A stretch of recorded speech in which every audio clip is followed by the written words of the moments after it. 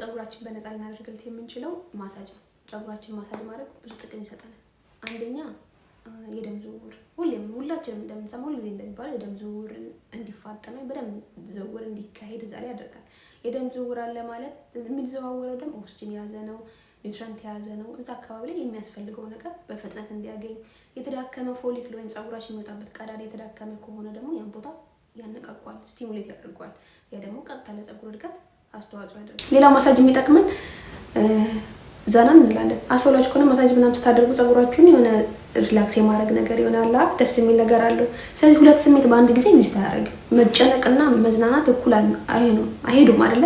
ስለዚህ ዘና እንድንል ያደርገናል። ዘና እንድንል ደግሞ ከሆነ ሌሎች የሚጎዱን ሆርሞኖች ስንጨናነቅ የሚመነጨው ኮርቲዞል የሚባለው ሆርሞን ምናምን እንዲቀንስ ያደርጋል።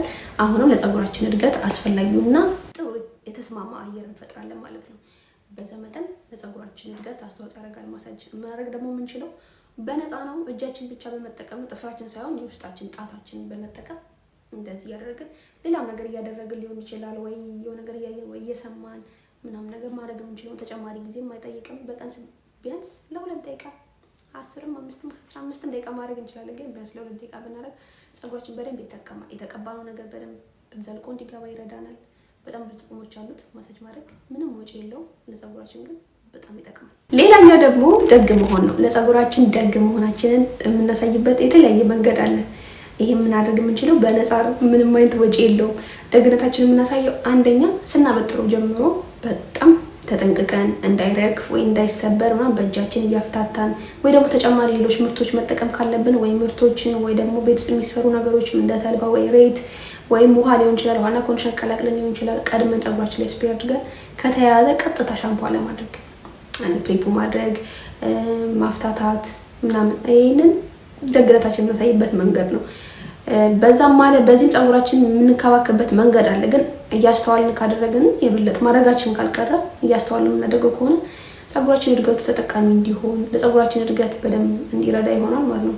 ስለዚህ የፀጉራችን ደግነታችን የምናሳይበት አንደኛው መንገድ ስናፍታታ፣ ስናበጥር፣ ፀጉራችን ስናስይዝ፣ ሌላ ደግሞ ሌሎች ሰዎች ራሱ ፀጉራችን ሲሰሩ ቁጭ ስንል ከስራቸው ፀጉራችን ተገቢውን ያልሆነ ነገር ካደረጉ ወይ በጣም ኃይል የሚጠቀሙ ከሆነ ወይ በጣም የሚነጩን በጣም የሚጎቱም ከሆነ አይ ይሄ ልክ አይደለም ብለን በመከላከል ሊሆን ይችላል ፀጉራችንን ደግነታችን ማሳየት እንችላለን። ለምን ታውቃላችሁ? የሆነ ጊዜ በፊት ነው በጣም ቆይቷል። ፀጉር ቤት ሲሄድ በጣም ብዙ ጊዜ ማድረግ የነበረው ታጥቤ አፍታትቼ በቃ የመጨረሻው መጠቅለሉ ሲቀር የለም ተለቅልቄ መጠቅለል ሲቀር ነው የምሄደው። ግን ቢናቹን ቢጎትቱኝ ምን ቢል ማተን ጸጥ ነው የምለው። ምንም ነገር አልነገር በጣም ነበር የምፈራው እና አሁን እንደዛ አላደርግም። እውነት ለመናገር እናንተም ፀጉራችሁ እንደዛ ያደርጓችሁ ነው ማለት ልበዱላችሁ ፈልጌ ነው። እና በዛ መንገድ ለፀጉራችን ደግነታችንን ማሳየት እንችላለን። ሌላኛው ፀጉራችን ደግ መሆናችንን የምናሳይበት መንገድ ደግሞ ማለት ነው ያየነውን ሁሉ ምርት ባለመሞከር ያንንም ምርት ስንሞክር የትኛው ለፀጉራችን እንደጠቀመ የትኛው እንደረዳን የትኛው እንደጎዳን አናውቅም። ስለዚህ በጣም ቀስ እያልን አንዱን ሞክረን ከዛ ውጤቱን አይተን ካልሆነ በጣም ከጎዳን ደግሞ በመተው እንደዚህ እያደረገን ነው ለውጥ ማየት የምንችለው እንጂ በአንድ ጊዜ ያንንም ያየነውን ላለመሞከር በዚህ ደግነታችን ማሳየት እንችላለን። ብዙ ሰው የሚፈራው እኔም የምፈራው የነበረው ነገር ሌላኛው ምንም ወጪ የሌለው ግን ለፀጉራችን ጤንነት በጣም የሚረዳው ምንድነው ታውቃላችሁ? ጫፉን መቁረጥ። የፀጉራችንን ጫፍ መቁረጥ የተሰባበረ ካለው ማለት ነው። ዝም ብለን አንቆርጥ። የተሰባበረ ካለው መንታ ካለው የሚረግፍ ከሆነ በጣም የሳሳ ከሆነ ወይ ሂት ዳሜጅ ወይ ደግሞ ሪላክሰር ምናረግ ከሆነ ደግሞ ሪላክስ የሆኑ ሹጥጥ የሚለው የለም ጫፉ እንደዛ ምናምን ከሆነ እሱን ወደዛ መጣል። ምክንያቱም ድካም ነው። ከዛ እያሳደግን ጫፍ ላይ ይሰበራል። በቃ ደስ አይልም። ስለዚህ ያንን ቆርጦ መጣል ለፀጉራችን በነፃ ልናደርግለት የምንችለው ነገር ስለሆነ እሱን ብናደርግ መልካም ነው እና በደንብ ይረዳል ለፀጉራችን እድገት። ይሄ ብዙ ጊዜ እንደሚባለው ፀጉራችን ስንቆርጠው ያድጋል ይባላል። ስንቆርጠው እውነት ለመናገር አያድግም። የተቆረጠ እንዴት ያድጋል?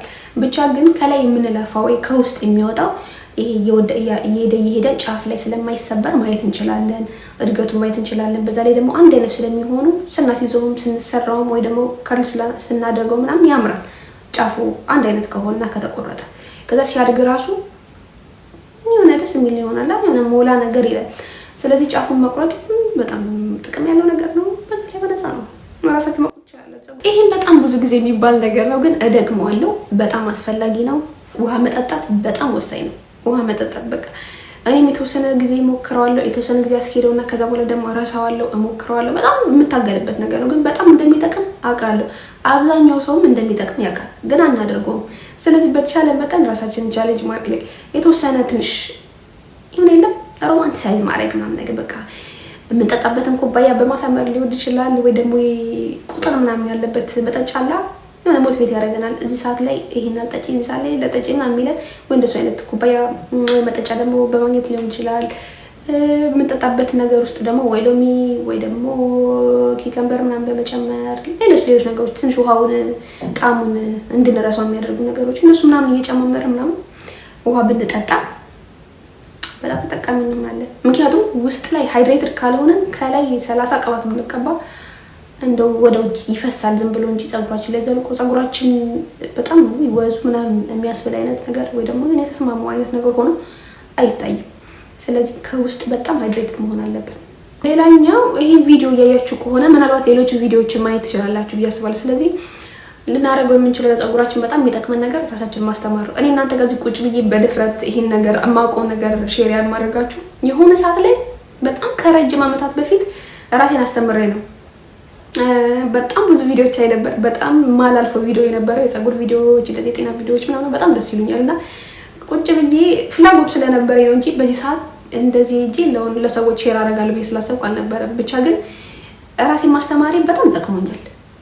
ጸጉሬ መንከባከብ ችያለሁ። በዙሪያ ያሉ ሰዎች በመንገድ ደስ ይለኛል። በቃ ሼር ማድረግ ምናምን እነሱ እንደዚህ ሲተገብሩት ማየት ምናምን ደስ ይለኛል እና ራሳችንን ማስተማር ለራሱ ስለ ጸጉራችን ግድ የሚለን ከሆነ ማለት ነው የምትወዱ ከሆነ እንደኔ ምናምን ደስ የሚላችሁ ከሆነ ራሳችንን ማስተማር መሞከር ነው። አሁን የሪሶርስ መዓት ነው ያለው አይደለ?